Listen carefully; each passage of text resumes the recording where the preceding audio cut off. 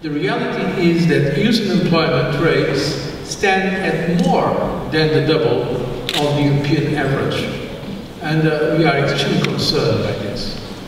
I think it is probably the first time, at least since the Second World War, that a new generation faces the future with less confidence than the previous generation.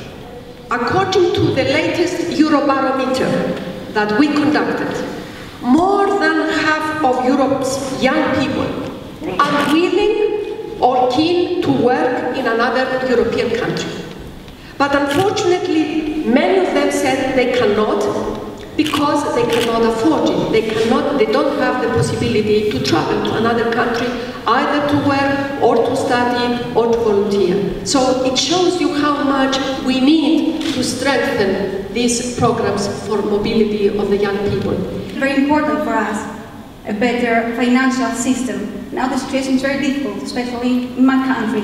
We are one of pigs, unfortunately.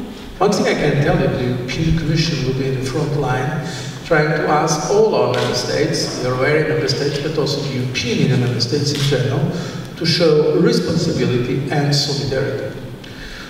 The problems we are now facing in Europe are a result of different causes.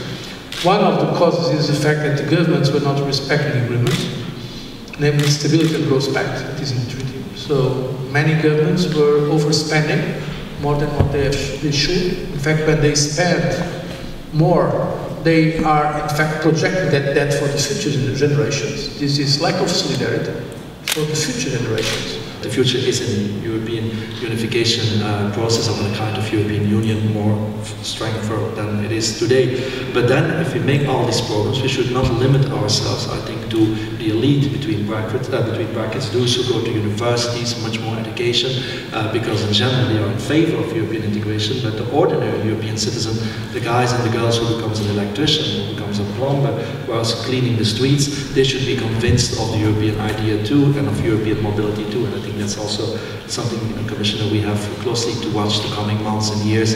We all agree about the Youth in Action and the lifelong learning programs, but unfortunately for youths in Malta, both funds are suspended, are still partially suspended. How confident are you that for the EUPA in Malta would be business as usual? We have been in a very close cooperation with the minister in Malta and the staff there, and I must say that in the last year or so we have been in continuous contact with them, advising them what action they should take, what changes they should make in their system in order for the programs to be resumed as soon as possible.